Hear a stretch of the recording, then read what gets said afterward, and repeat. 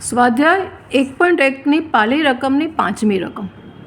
કોઈ ચોક્કસ સમયે કોઈ એક નગરમાં વસતા મનુષ્યનો ગણ એ, આખો એક મનુષ્યનો ગણ છે એ, એના ઉપર વ્યાખ્યાયિત સંબંધ આર આપ્યો છે. 5 રકમો આપી છે. એ પાંચેય રકમમાં આપણે ચેક કરવાનું છે કે એ સ્વવાચક, સંમિત કે પરંપરિત છે કે નહીં. બધા સંબંધો છે એ ગણ એ ઉપર વ્યાખ્યાયિત છે. હવે આમાં પહેલું એ જોઈએ આપણે. તો પહેલામાં આપ્યું છે સંબંધ આર.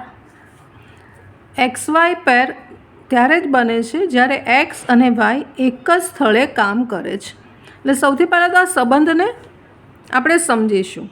તો સંબંધ આર છે એ પરનો સંબંધ છે, બરાબર, વ્યાખ્યાયિત છે. આ જે પહેલા નંબરનો દાખલો છે એમાં આર એ પરનો સંબંધ છે. એ આર સંબંધ ક્યાંથી આવ્યો? તો એ ઉપરથી આવ્યો. એટલે કે એ એટલે મનુષ્યનો ગણ લેવાનો છે. હવે માટે x belongs to A, Y belongs to A અને એક્સ અને વાય એક જ સ્થળે કામ કરે છે. અને કામ કરતા હોય કરે છે. અહીંયા એવું આપ્યું છે કરે છે, પણ અહીંયા આપણે સમજવા માટે કામ કરતા હોય તો એક્સ અને Y pair belongs to R. આપણું આ જે આર સંબંધ આપ્યો છે અને આ સમજ છે એની કે આવું બને તો જ એ પેર આરમાં છે. હવે અને બંને ઘટકો એક્સ અને વાય એમાંથી છે, મનુષ્યમાંથી છે, લેવાના છે. હવે સૌથી પહેલાં આમાં સ્વવાચક ચેક કરીએ. આ સંબંધ છે કે નહીં, સ્વવાચકનો સંબંધ આ આર ધરાવે છે કે નહીં. તો એના માટે અહીંયા દરેક શબ્દ આવશે. દરેક એક્સ બિલોંગ્સ ટુ એ, દરેક એક્સ બિલોંગ્સ ટુ એ એટલે કે એનો પ્રત્યેક સભ્ય, પ્રત્યેક મનુષ્ય માટે આપણે જે આ કન્ડિશન છે ને એને જોવાની છે. દરેક એક્સ બિલોંગ્સ ટુ એ માટે એક્સ અને એક્સ એક જ જગ્યાએ કામ કરતા જ હોય, બરાબર, એક જ સ્થળે કામ કરતા જ હોય.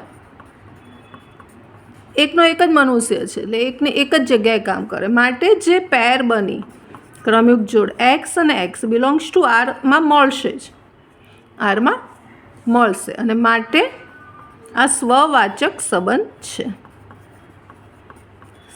સ્વવાચક છે. હવે સંમિતમાં જઈએ. સંમિતમાં આપણે ધારી લઈશું કે ધારો કે એક એક્સ વાય પેર આરમાં છે. ધારો કે એક્સ અને વાય એ બિલોંગ્સ ટુ આરમાં છે. હવે અહીંયા જોજો તમે, આરમાં છે એનો મતલબ શું થશે કે આપણે ધારી લીધું કે આરમાં છે તો એનો મતલબ શું થશે? આરમાં એક્સ વાય પેર છે તો એનો મતલબ એક્સ અને વાય એક જ સ્થળે કામ કરે છે. એટલે આપણે અહીંયા લખીશું એક્સ અને વાય માટે એક્સ અને વાય એક જ સ્થળે કામ કરે છે. હવે આ ગુજરાતી જે વાક્ય છે એને હું આમ પણ લખી શકીશ, વાય અને એક્સ. આ વાયને અહીંયા લઈ લો, એક્સ અને વાય લખું કે વાય અને એક્સ લખું, બંને સરખું જ થશે. એક જ સ્થળે કામ કરે છે, આવું કરી શકાશે. અને માટે શું થયું કે આ પેર છે વાય અને એક્સ એ બિલોંગ્સ ટુ આર થશે, બરાબર, એમાં આવી જશે. અને માટે સંમિત છે. આ સંબંધ સંમિત છે. સંમિતમાં આપણે શું જોતા હોઈએ છીએ કે જો એક્સ વાય પેર આરમાં હોય, એ સંબંધમાં હોય તો એની રિવર્સ વાય અને એક્સ પણ જો આરમાં થાય તો એ સંમિત કહેવાય. હવે પરંપરિતમાં એની ફોર્મ્યુલા શું છે? તો બે પેર છે તમને હોય આરમાં, એક્સ વાય ઝેડ, તો એનું સંયોજન પણ એનું સંયોજન પણ આરમાં હોવું જોઈએ તો એ પારંપરિક છે. તો અહીંયા આપણે આમાં કેવી રીતે બતાવીશું? તો બે પેરને આપણે લઈ લઈએ કે ધારો કે X Y belongs to R અને બીજી લઈ લઈએ વાય, એની સંયોજન X Y Z belongs to R છે, ધારી લીધું. હવે ધાર્યું એનો મતલબ અહીંયા મતલબ શું થશે કે એક્સ અને વાય એક જ સ્થળ ઉપર કામ કરે છે.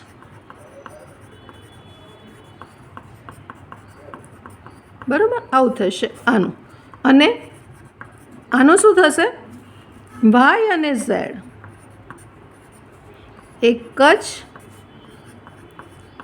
સ્થળ પર કામ કરે છે. હવે આનું આખું તમે કમ્બાઈન કરી દો. તો કમ્બાઈન કરશું તો આપણને થશે કે એક્સ અને ઝેડ એક જ સ્થળ પર કામ કરે છે. એટલે એક્સ વાય ઝેડ બધા એક જગ્યાએ કામ કરે છે, તો એક્સ અને ઝેડ પણ એક જગ્યાએ કામ કરે છે. માટે સ્વાધ્યાય 1.1ની પાંચમાની બી રકમ નંબર 2. હવે રકમ નંબર 2માં પણ જે સંબંધ આપ્યો છે એક્સ વાય પેર એવી જોઈએ કે એક્સ અને વાય એક જ વિસ્તારમાં રહે. તો આપણે જે ઉપર જે રકમ હતી એક જ સ્થળે કામ કરે અને એક જ વિસ્તારમાં રહે, તો આપણે જે પહેલી રકમ એ કરી એ જ પ્રમાણે આ કરીશું. આમાં એક જ સ્થળે કામ કરે એની જગ્યાએ એક જ વિસ્તારમાં રહે એ લખવાનું રહેશે. એટલે આ બી સંબંધ પણ સ્વવાચક છે, સંમિત છે અને પારંપરિક છે. હવે આપણે સીમાં જોઈ લઈએ કે સી જે છે બી તમને ફાવશે કરતાં સી જોઈ લઈએ. તો સીમાં જે રકમ આપી છે, સંબંધ આપ્યો છે એક્સ વાય પેર એવી કે એક્સની ઊંચાઈ વાયની ઊંચાઈ કરતાં બરાબર 7 સેન્ટીમીટર વધારે છે. તો આપણે આને ગુજરાતી રીતે એનું સમજીએ તો આપણને જે આર સંબંધ આપ્યો છે એમાં જે એક્સ અને વાય પેર છે એ કેવી આપી છે? તો એક્સ એ વાય કરતાં બરાબર 7 સેન્ટીમીટર ઊંચો છે, આવું આપેલું છે. આને ખાસ સમજજો. એટલે કે આપણને એવી રીતે આપેલું છે, જો એને સમીકરણમાં લખીએ તો એક્સ વાય બરાબર કરવું છે તો વાયને આપણે +7 કરીશું તો સરખું થશે. માટે આપણી પાસે આવું ઇક્વેશન છે એક્સની ઊંચાઈ માઇનસ વાયની ઊંચાઈ બરાબર 7 સેન્ટીમીટર. આ રીતે આપણે એને જોવાનું છે. એટલે ફરીવાર આખું સંબંધ આપણે આરને સમજીએ તો એ આ રીતે સમજાય. આર એ પરનો સંબંધ છે, બરાબર. એ એટલે મનુષ્યનો ગણ. આર અહીંયા સી રકમમાં આર એ પરનો સંબંધ છે. માટે એક્સ એ એમાંથી લેવાનો છે, વાય પણ એ ગણમાંથી લેવાનો છે, એટલે મનુષ્યો છે લેવાના છે. અને એક્સની ઊંચાઈ માઇનસ તફાવત વાયની ઊંચાઈ બરાબર 7 સેન્ટીમીટર થાય તો એક્સ અને Y pair belongs to R. આ આખું આપણને આર શું આપેલું છે, સંબંધ કેવો છે એ સમજણ આપે છે. એટલે એક્સની ઊંચાઈ તફાવત વાયની ઊંચાઈ બરાબર 7 સેન્ટીમીટર થાય તો જ એ ક્રમયુક્ત પેર એ આરમાં છે, એવો આપણો પ્રશ્ન અહીંયા છે. હવે આપણે આને શું ચેક કરવાનું છે? સ્વવાચક, સંમિત કે પારંપરિક છે કે નહીં? તો સૌથી પહેલાં આપણે સ્વવાચક જોઈ લઈએ. તો સ્વવાચકમાં ખબર છે કે કોઈપણ દરેક સભ્ય જે વ્યાખ્યાયિત જેના ઉપર વ્યાખ્યાયિત છે એનો દરેક સભ્ય, એટલે કે અહીંયા દરેક એક્સ બિલોંગ્સ ટુ એ માટે હવે જે કન્ડિશન આપી છે એ આપણે લખીએ તો એક્સની ઊંચાઈ